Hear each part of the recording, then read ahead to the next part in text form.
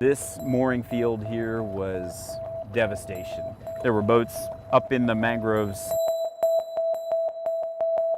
It's the fermentation time, the crush time. When we change grapes into wine, that's the key moment of winemaking. My voice is a trumpet.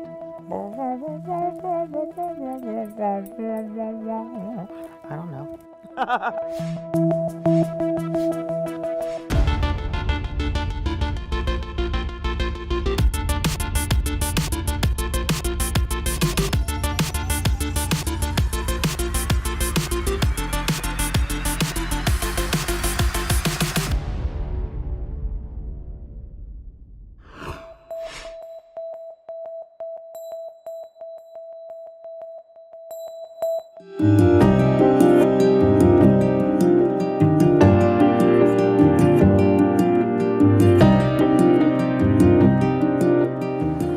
It's Saturday morning, and Kieran Bott and his wife, Cassie, are ankle-deep in puddle water. They're part of a group helping scientists understand how rising seas will affect their hometown. I want to do my part for the city, and Miami's a beautiful place. We don't want it to be impacted by sea level rise in the way that the projections are sort of putting out there. The projections say much of Miami is at risk of going underwater in the coming decades. In neighborhoods like this one, it's already starting. When tides are at their highest, seawater backs up through storm drains and into the streets. It's a wake-up call, says Florida International University's Tiffany Troxler. Even for myself, I don't think I really appreciated how urgent the issue of sea level rise was until I saw the water coming out of the drain, and it just doesn't stop. When the waters rise, cities need to know, street by street, who and what is at risk. And they need to know what combinations of conditions turn streets into streams and which just leave salty puddles. That's one reason Troxler has organized a platoon of volunteers to get their feet wet for science. Who's ready to take some samples?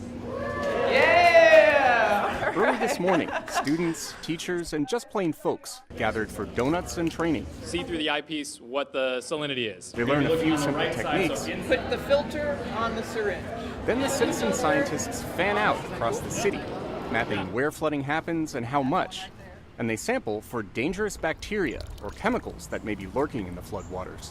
For Troxler, citizen science is important for two big reasons. It is a manpower thing because you simply can't cover the number of sites that we're working on today with the research infrastructure that we have at our disposal.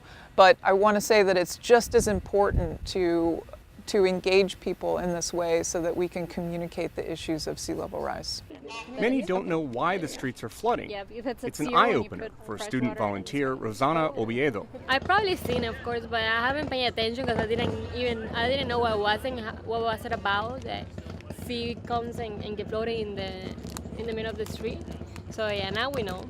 And with each citizen science outing, Troxler knows a little more about how tides, weather, and other factors play out on the streets of Miami as the seas continue to rise.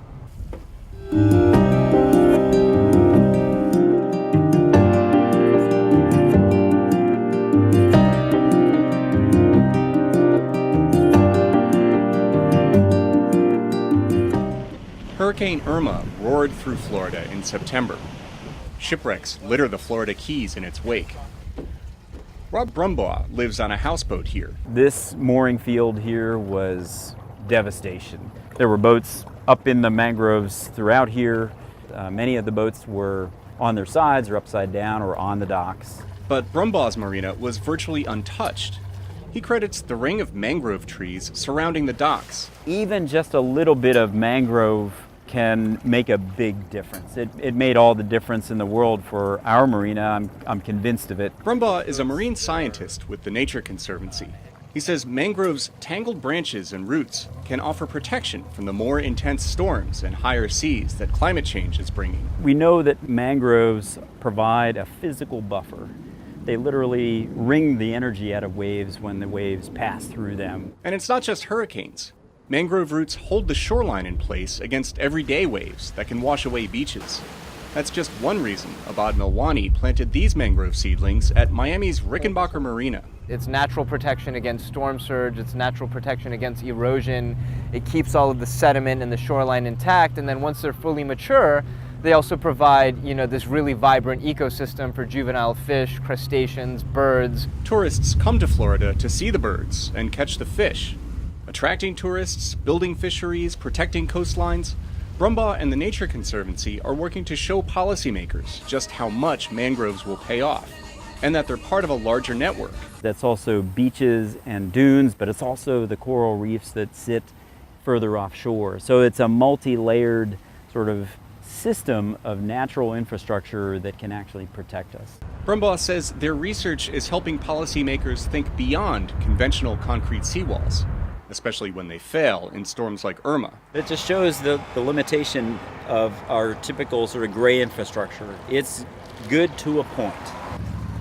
He says natural systems can help protect the people and the wildlife that share the waterfront.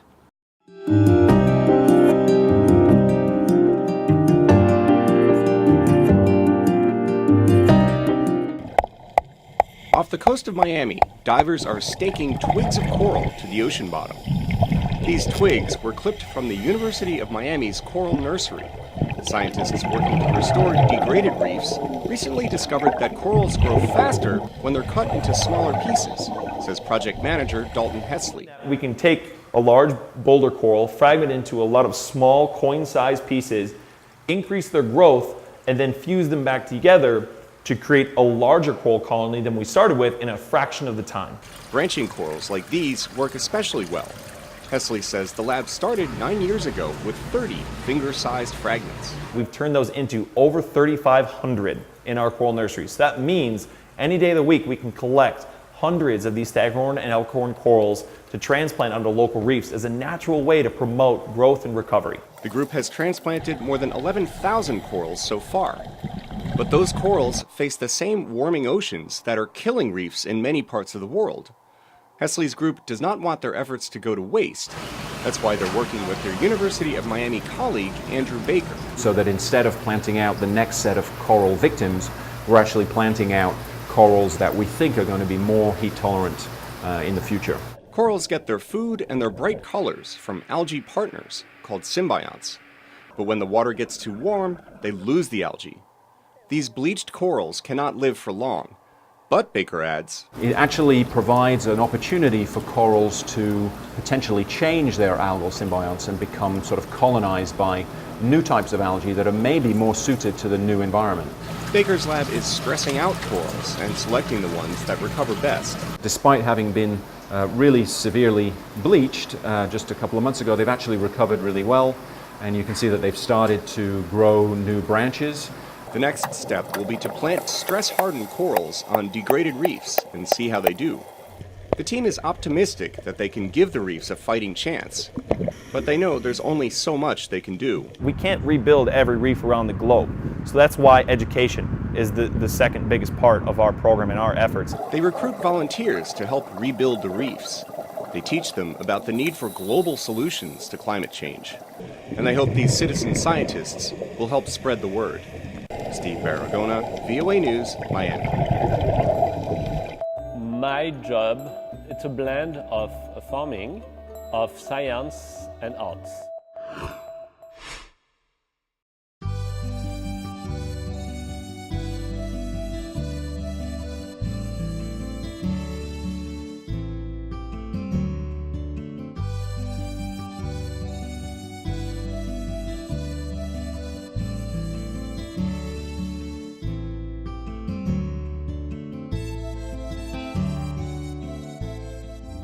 My name is Mathieu Finot, and I am the winemaker here at King Family Vineyards in Charlottesville, Virginia.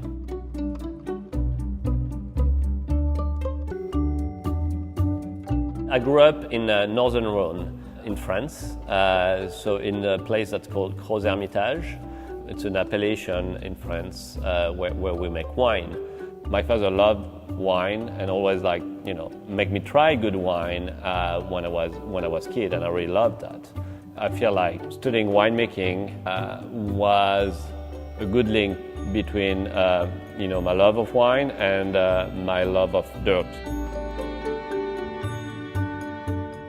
My job, it's a blend of farming, of science and arts, because we need Mother Nature to ripen the grapes and to make grapes good, to make good wine. So that's the natural part. I need science to understand all the fermentation part and the aging part and everything that happens to the wine. And I need the artistic part, that is what makes each winemaker unique and what brings the human factors into producing wine.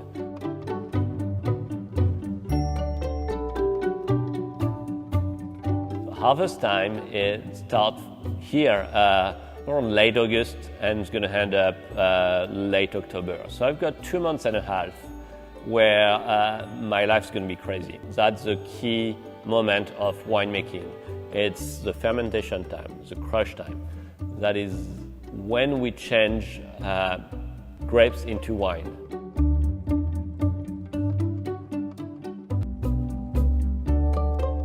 I always wanted to travel. And for me, traveling was a part of learning. Not only learning about winemaking, but you also learn a lot about yourself. You learn that not everybody thinks the way you do, and you learn to listen to people. When I first arrived here, I didn't know where was Virginia on the map, to be honest. I know very few about the United States, never been to the United States before. It turned out to be that I'm loving it here.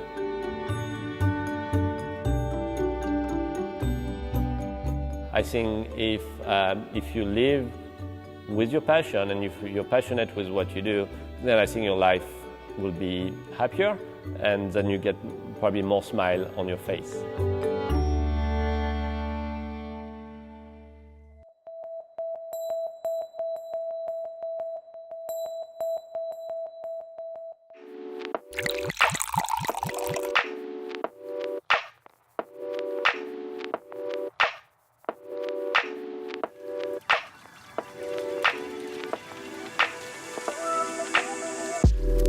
现在别说在美国呀，现在国内啊，很多人都是呢，把白酒已经放下了，不喝了，改了红酒，因为这个酒精含量也够，然后对人身体还好，软化血管啊什么的，反正都。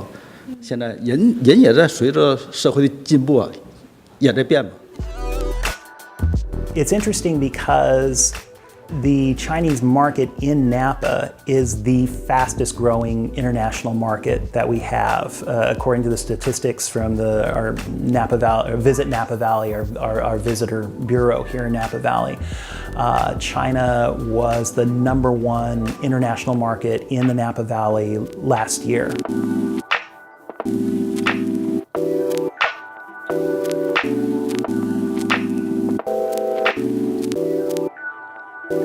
那个赤霞珠就是很不错，对，感觉口感还好。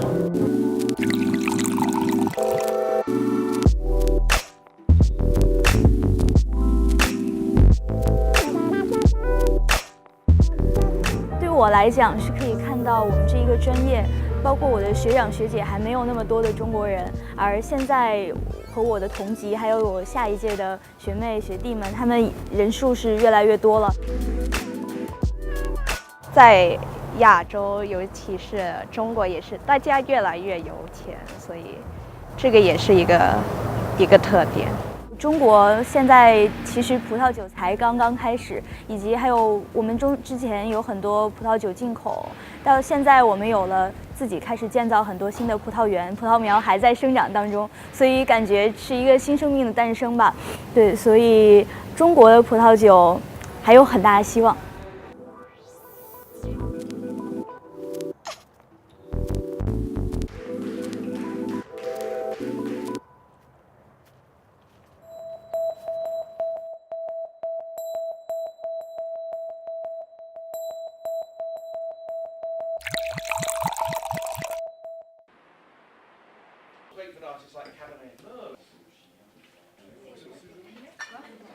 The wine culture in China now is not very good because most people they don't know how to taste the wines. But so we still have a long way to do and to teach the Chinese people how to taste the wines, how to enjoy our wines.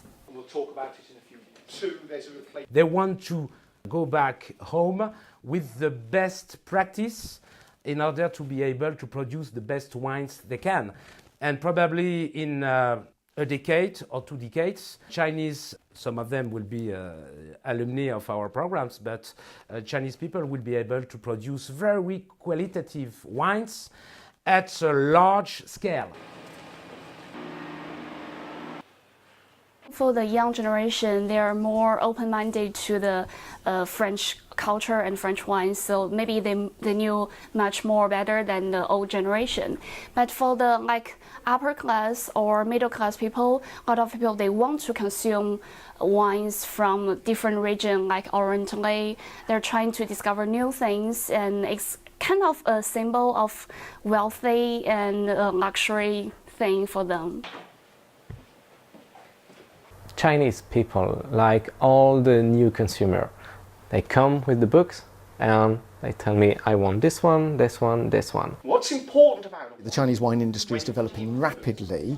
The quality of their wine is improving substantially, and they are learning what works well. Freedom of expression. It's complete freedom of expression. Music is this magical force that comes from the universe that allows people to connect.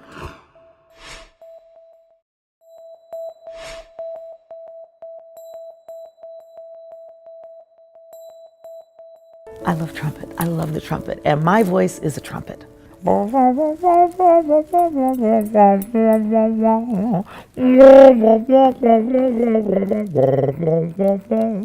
don't know.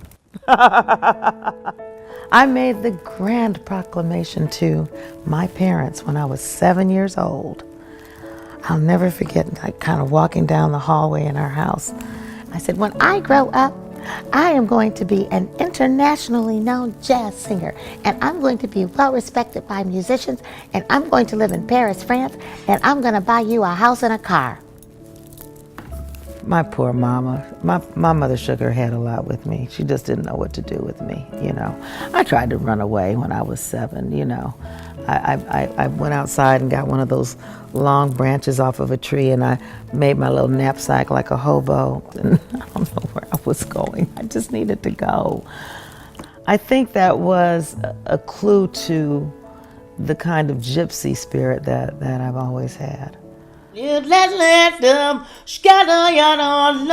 Music for me is freedom of expression. It's complete freedom of expression. Music is this magical force that comes from the universe that allows people to connect and allows for positive energy to flow and to reach out and to massage the hearts and the bodies and the spirits of the people that receive it. That's what music is for me. I don't think I'm coming home tonight, blackbird bye. I could always sing. I thought everybody could sing because I could always sing. And I never had any formal training. You know, I never had any kind of music training. I don't play any instruments. I don't read music or anything. So I was like surprised that my mother couldn't hold a note, and I was surprised when my sister went to sing and those notes didn't fall right. But it was when I was 16 that I made the decision that I really wanted to sing. And I never thought that my voice was black enough because I sang jazz and I didn't know how to do all of those riffs, and you know, and I came out of the Catholic Church, so I had no reference. I remember thinking, I'm going to prove that I'm black and that I can sing like, you know, a black woman. Memphis, Yes, I'm Ready it's like a dream come true for me. It's me living out a fantasy that I had as a teenager. It's me doing some blues songs, it's me doing some soul songs. It's me being able to have fun, me, for myself. It's my selfish moment in my life at 67. The music is the magic of a secret world. I have to do the things that I believe in. and I believe very much in this project. I want to bring attention to Memphis again. I want the young people to know this period existed. I don't know, I think there's a movement going on that is bringing attention back to this city, and it's my birth city, and I've decided I need to own it, you know, and I'm just a child of the world. No, I'm from Memphis. I am from Memphis, and we say Memphis.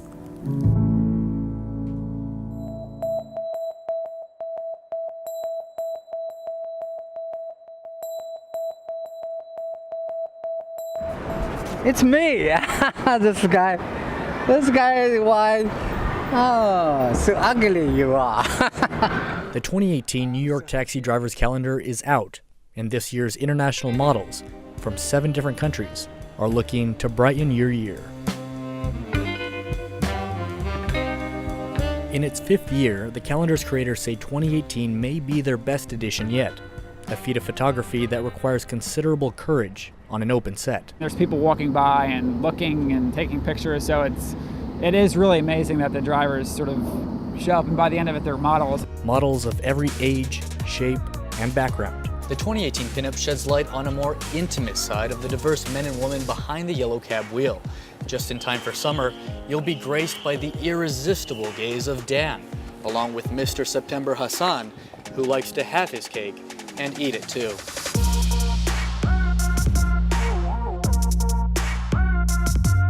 Oh my God! Wow! We'll come in with 2 to 3 sort of scene ideas, and then we'll gauge the comfort level and the playfulness of each of the drivers and kind of try to fit that scene to their personality.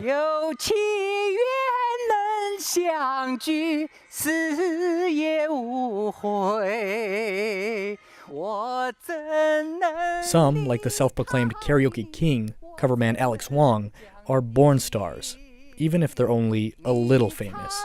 It's difficult to let everybody remember you. Everybody know you, right? You only be president, everybody know you. I'm a little driver, so I'm already happy. Some people know me. But he wouldn't mind if even more New Yorkers and tourists were to find out about him. I will show all the passengers I was in the taxi calendar. And coverman Alex Wong. Ramon Taylor, VOA News, New York.